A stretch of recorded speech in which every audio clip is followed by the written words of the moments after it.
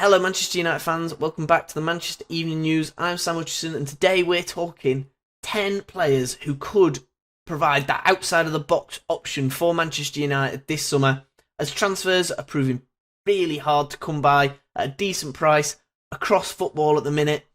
And here are 10 players I think wouldn't really cost that much and could do exactly the perfect job for Manchester United. But without waffling any further, let's get straight on with it. I've tried to stick to some identified positions here. I'm trying to stick to goalkeepers, strikers, and a second defensive midfielder, maybe a couple of midfield depth.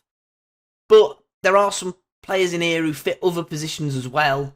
And I do think that Manchester United really need that top quality depth across the pitch. So there are some players in here that aren't fitting those positions, but a lot of versatile sort of players who could play a lot of positions. So, anyway, for striker, the most important position in Manchester United squad, where all the issues were sort of rooted in last season, was the striker role. And I think Man United are going to be held to ransom for one of these top targets, a Kane, an Osimhen, a Højlund even. And I mean, Højlund's had one season in the top league. Is he really ready to make that step up to Manchester United for a really risky fee? Because if it doesn't work out, you've just got another Martial on your hands. And that's not worked out at all. And I think I've identified exactly the sort of player that Manchester United should be going for this summer in Mehdi Taremi from Porto. He got 31 goals and 14 assists last season in all competitions. That is outrageous. Great goal scoring record. And he played as a lone striker for Porto. He's played as part of a 2. He's played as part of a 3 even. And I think it could suit Ten Hag's style really well. He's not a target man. He's not an in-behind striker. He's a bit of everything. And he's a bit of sort of this sort of top striker without being a top striker and coming at a top price. I do think Manchester United's signings from the Portuguese league have worked out and some of them haven't. I mean, that's sort of how it works in the Portuguese league. It's the same with the sort of Eredivisie in the French league. They all sort of, it's hit or miss whether the signings will turn out. I think the only issue with Taremi is his age. He's not going to be a Manchester United striker for 5 years, like Harry Kane would be, like Osimhen would be, like Højlund would be. But he is an out-and-out central forward, and that's what Manchester United need. The goals were always the issue. That's where it needs to come, and he could do the job that Weghorst failed to do. Defensive midfield, I've identified Romeo Lavia from Southampton. He had a really good season for what was a really poor Southampton side. There is going to be lots of competition for his signature from Liverpool, Chelsea, Spurs, Arsenal, etc.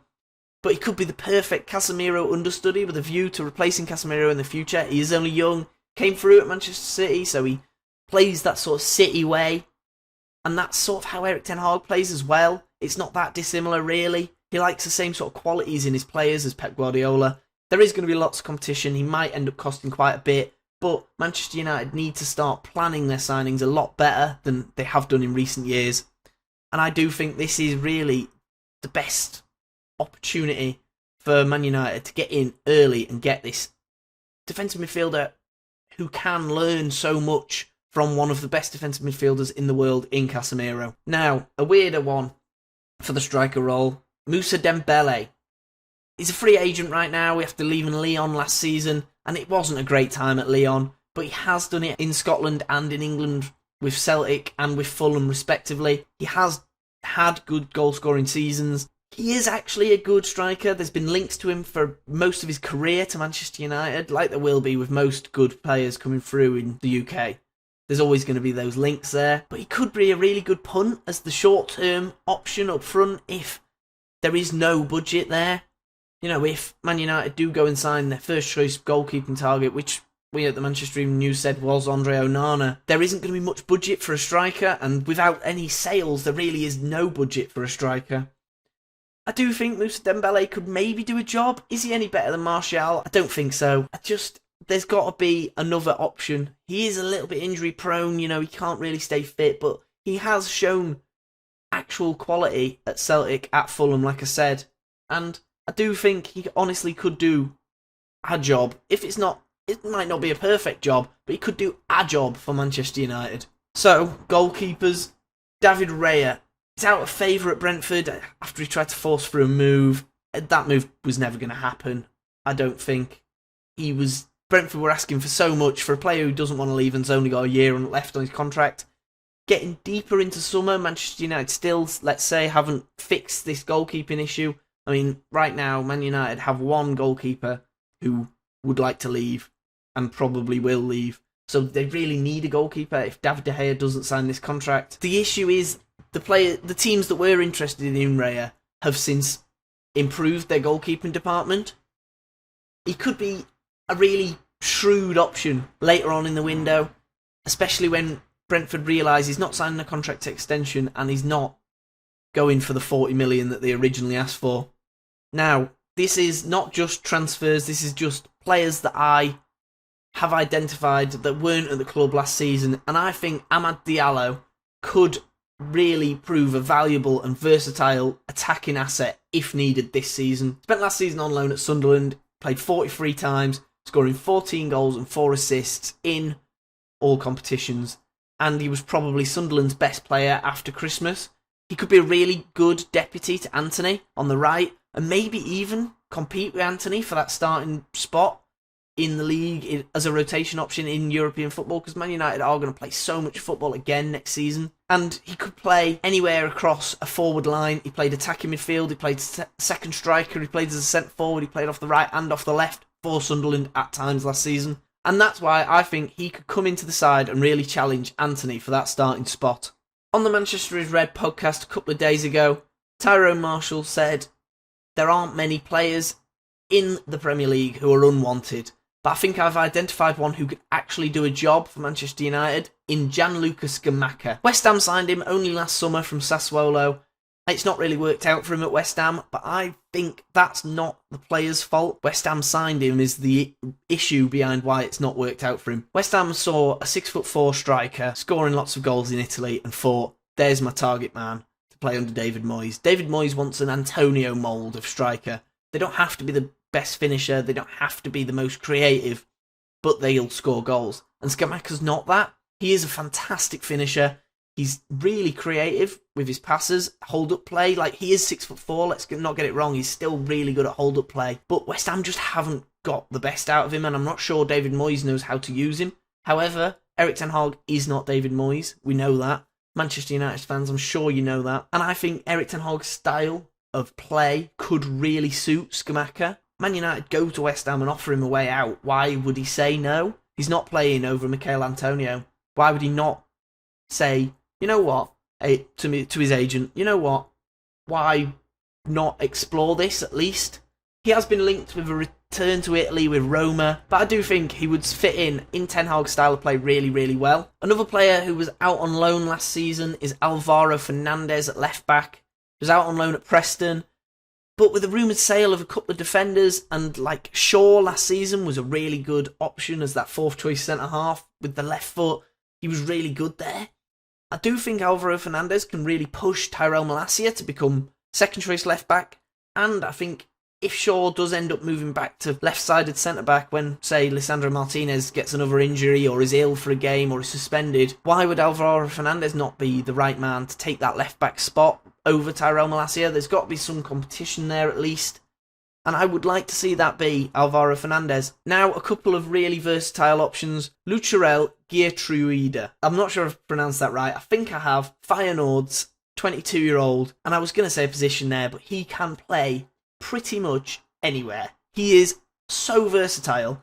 He can play right back, he can play centre back, he can play CDM. Last season for Feyenoord in a title winning side, he played literally all of those positions pretty much equally.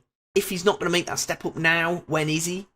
I think he might be a really shrewd option that's not really being linked to many people. Red Bull Leipzig are being linked to him quite heavily at the minute, but that is really it. I mean, Red Bull Leipzig come in for you, or Man United come in for you. You choose Man United every time. There's that history, there's that fan base there. I do think if Man United are going to miss out on Jurrien Timber from Ajax, which it looks like he now is going to Arsenal, why not go and get the actual best performing right back / centre half / DM in the league? And then Mohamed Kudus from Ten Hag's old club Ajax. Rumours always fly about Kudus. Ghanaian winger slash central midfielder slash attacking midfielder slash left winger slash striker slash second striker. Really versatile player. And if Amad Diallo isn't going to make a name for himself on this tour and put himself in Ten Hag's plans for next season, why would you not go and get this versatile attacker who can play off the left, can play off the right? You know, if Jadon Sancho has yet another poor season in a Man United shirt, I think some attacking depth is going to be needed. And then this one is a real punt on a player that it might not even be possible, but Tyler Adams from Leeds. I know, Man United fans, there's that Leeds connection, or anti-connection, I should say, really. But Leeds were awful last year. There was nothing really that great about Leeds past the first 8 games where Rodrigo scored.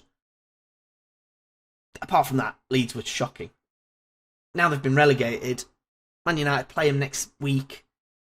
It could actually act as a scouting report for Ten Hag to go out and look at sort of what players that he is interested that are Premier League level at Leeds still could do for him. And I think Tyler Adams, he was probably Leeds' best player last season. Leeds were awful, like he's not got much competition, but could be a really good understudy to Casemiro, like I said. And Casemiro's only getting older. Like, Man United are going to need some defensive midfield rotation. And why could Tyler Adams not provide that? But Manchester United fans, if you've got any outside-of-the-box transfers that you'd suggest for the Red Devils, for Erik ten Hag to take a look at the very least, make sure you get it in the comments. I'd love to see your ideas, and I might do another one of these videos later on in the transfer window. If you think any of my signings would really fit in well, make sure to let me know. You can get at me at SamHutchMen on Twitter. I will try to respond to any Man United queries you have. But thank you for watching. Make sure you check us out on all your social medias. We are across everything now. TikTok, Twitter, Facebook, YouTube. Check us out on all of that. Whatever you're watching us on, leave us a like, a comment, a share, a subscribe. And thank you for watching.